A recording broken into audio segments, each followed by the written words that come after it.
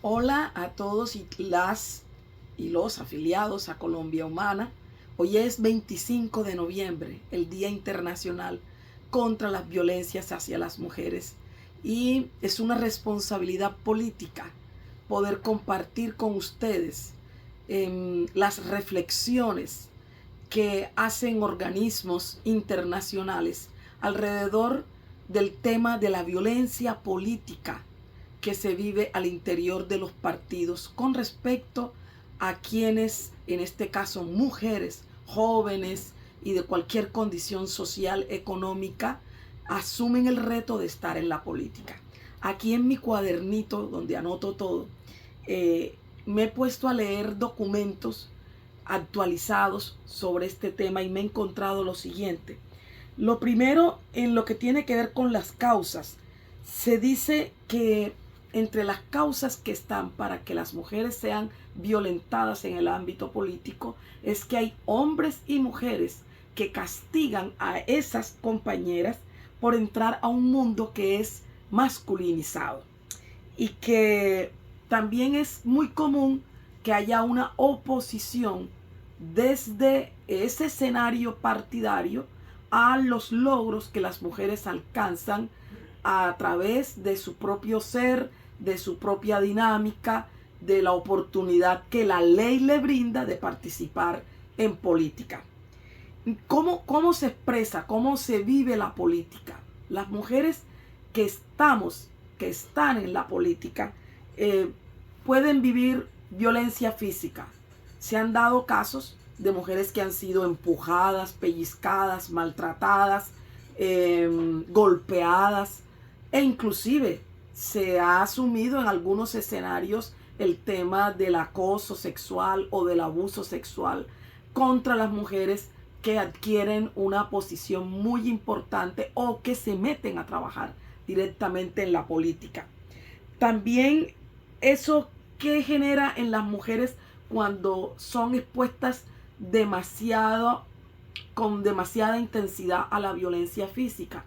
Eso generalmente desencadena procesos de ansiedad, de depresión, de estrés y junto con ello genera una alta inseguridad para permanecer como lideresa dentro de ese proceso de política en la mujer. Pero también está la violencia económica. Y en la violencia económica, las mujeres en la política generalmente tienen mucha dificultad para conseguir dentro de sus partidos que se les apoye económicamente. No solo cuando deciden ser candidatas o se les invita a ser candidatas, se les niega los recursos para poder desarrollar sus procesos de publicidad, de asesores, y junto con ello, cuando ya logran un posicionamiento, ya sea como dirigentes dentro de un partido o como concejalas, ediles,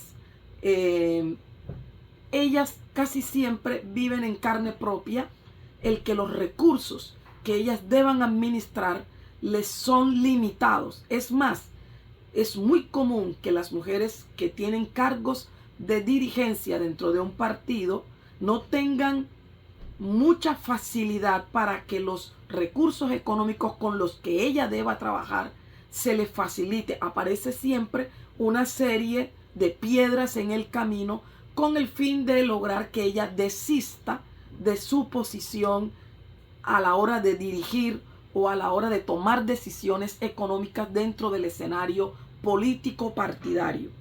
Pero también está la violencia simbólica. Esa violencia simbólica tiene que ver con una cultura patriarcal que va más allá de que sean groseros, ¿sí? O que sean groseras. No, con ellas. Es cuando ya se atenta contra la dignidad de esa mujer. Y el hecho de negarle a la mujer el estar en un escenario de política hace que ella pueda inclusive sentir e interpelarse ella misma sobre si será que puedo estar aquí, si será que debo estar aquí, porque la violencia simbólica lleva muchas veces a que las mujeres cuestionen inclusive el querer estar ahí. Y en la violencia simbólica aparece, por ejemplo, la difusión de imágenes sexualizadas de esa mujer. Les apagan los micrófonos cuando están en un escenario público. Les niegan el uso de la palabra. Se salen de las reuniones cuando ellas están hablando. Usan las redes, y eso es lo más común. Usan las redes para incitar al odio, a la macartización, a la estigmatización y al desmedro del nombre de esa mujer. Todo eso es muy complejo y hace que muchas mujeres en general sientan que el escenario de la política es un escenario extremadamente riesgoso para la estabilidad emocional de una mujer. Ahora, ¿de dónde vienen esas agresiones?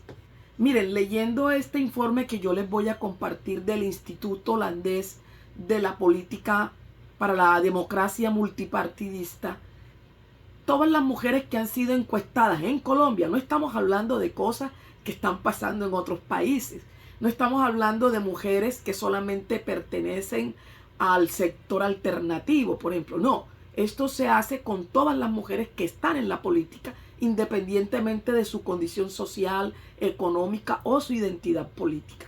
Entonces dice que la gran mayoría de ellas dijeron que las agresiones en términos de deslegitimarlas, desconocerlas, humillarlas, aislarlas, excluirlas, vienen del propio movimiento político. Y también se presenta que quienes ven en esa persona alguien que creen que no les debe representar, o sea, los inconformes, también usan la violencia política para hacerle sentir a esa persona que no es bienvenida y que no se le quiere en ese espacio. Y algo que llama mucho la atención y está expreso tanto para mujeres que están en cargos de dirección o de elección popular uninominales y plurinominales, y es que los amigos y las amigas hacen parte de ese espectro que envía mensajes y coadyuva a generar un ambiente enrarecido alrededor de una persona que está desarrollando un ejercicio político. También aparece, por ejemplo, las que llegan al escenario, por ejemplo, de alcaldía. Las que son alcaldesas o gobernadoras o ministras o senadoras, representantes, encuentran también que además de todo esto, los servidores públicos de esos escenarios donde ellas llegan también les hacen sentir y usan toda suerte de estrategias de violencia. Ahora, ¿qué vamos a hacer o qué podemos hacer las mujeres ante esto? Lo primero que se sugiere es denunciar. Y casi toda referencia que la denuncia en general no tiene respuesta dentro de su propia colectividad política. Que se vuelve un ejercicio desgastante decir, me están haciendo, miren lo que está pasando, yo ya dije, yo ya envié los videos, yo ya envié los pantallazos, los audios, y pasa como una situación más, donde hay frases que, tales como, si estás aquí, tienes que vivir esto. O sea, ese es el precio que tienes que pagar por estar aquí. O tú no eres de aquí, tú no conoces este escenario de la política, así que aprende y sufre, por decirlo así.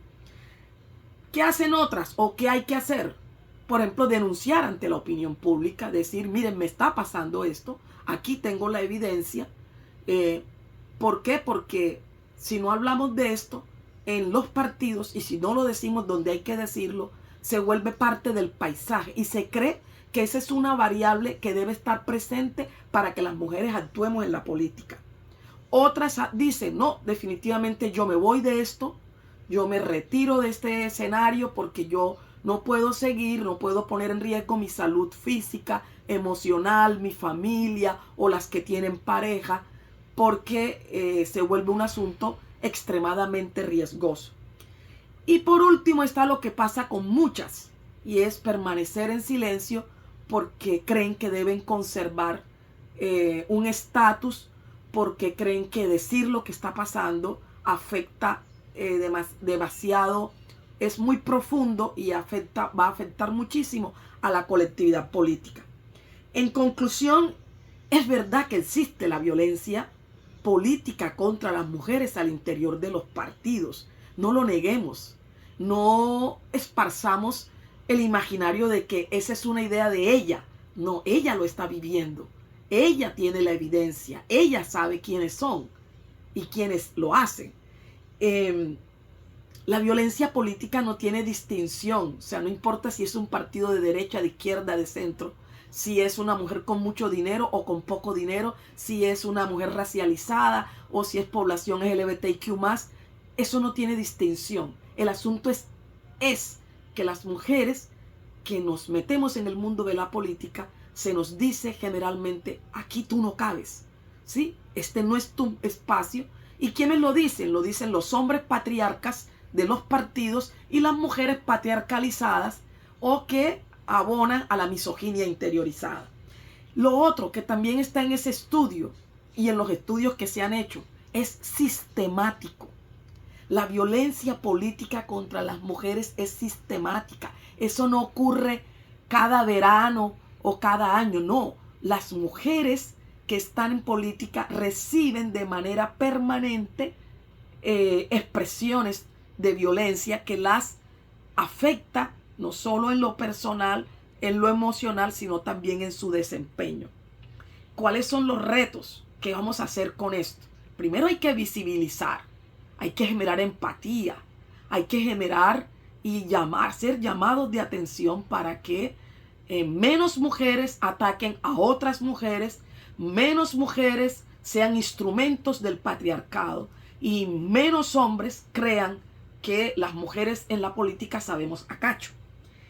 Hay que hablar de esto entre mujeres, pero con sinceridad, con honestidad, ¿sí? No desde, hay que sacarte a ti porque quien debe estar es otra persona. No, hay que hablar y hay que ponerse en el lugar de quien está viviendo en carne propia ese tipo de situaciones.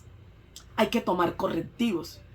Todos los partidos deben auspiciar los espacios donde se pueda hacer prevención, intervención, seguimiento y erradicación de todas las formas de violencia. La normatividad en este país existe.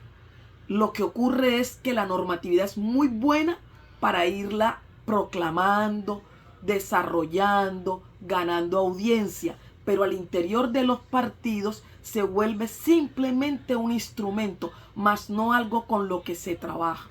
Se necesita que los consejos de ética, tanto los de territorio como el nacional, actúen sin sesgo de ninguna clase, que actúen en función también de pensar un protocolo contra las violencias hacia las mujeres en el partido donde se está y con el contexto y la caracterización de las mujeres y los hombres que están en ese partido.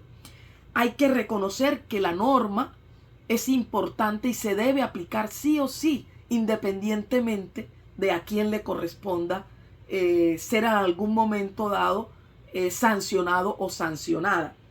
Y finalmente decirles, el 25 de noviembre no puede ser la fecha solo para salir a la calle, decir lo que estamos frente a unos escenarios de violencia muy complejos, sino también para que a partir de ahí cada una de nosotras diga, ¿y yo cómo me estoy comportando frente a los liderazgos de las mujeres de mi partido?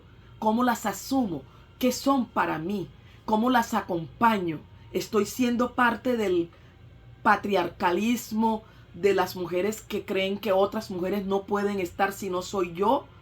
¿O soy de las que creo que debo revisar mi propia historia personal, buscar ayuda si es necesario?